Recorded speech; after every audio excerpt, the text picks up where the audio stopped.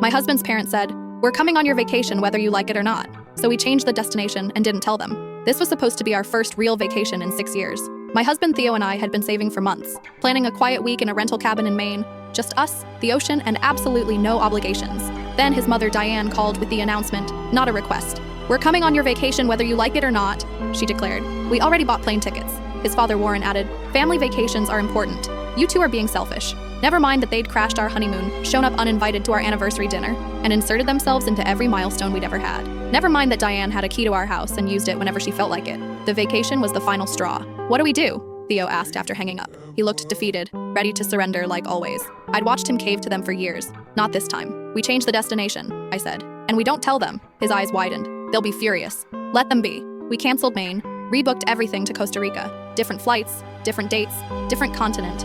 We told no one. The week before our original trip, Diane called 3 times to coordinate arrival times. I let it go to voicemail. She texted about which restaurants we should book. I didn't respond. The day they were supposed to fly to Maine, Theo and I were boarding a plane to San Jose. His phone exploded with calls. 37 missed calls by the time we landed. The voicemails started confused, then angry, then absolutely unhinged. "How could you do this to us?"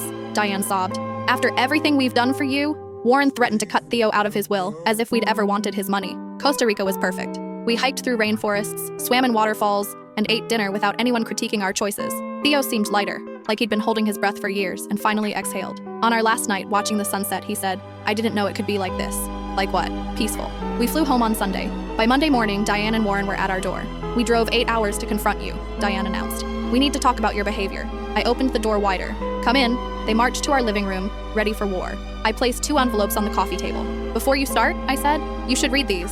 Diane snatched hers first. Inside was a detailed bill. Every uninvited visit, every crashed celebration, every boundary they'd trampled. "This is what you've cost us in therapy, ruined plans, and peace of mind over 6 years," I said. "We're not asking you to pay it. We're just showing you the math." Warren's envelope held something simpler. A new house key, except this one didn't open our house. "We changed the locks yesterday," Theo said. "You're no longer welcome to let yourselves in." The silence was deafening. "From now on," I continued, "you'll be invited to events we choose. You'll call before visiting. You'll respect our boundaries, or you won't be part of our lives."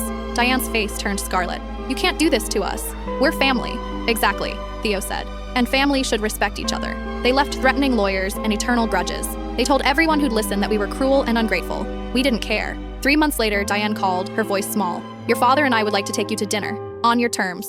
"We'll think about it," Theo said, then hung up. We never went to that dinner. But a year later, when we announced we were expecting, we invited them to meet their grandchild. Under conditions. They show up when invited. They leave when asked. They respect that we're the parents.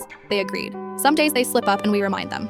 Our daughter is 2 now, and she'll never know a version of her grandparents who had keys to our house.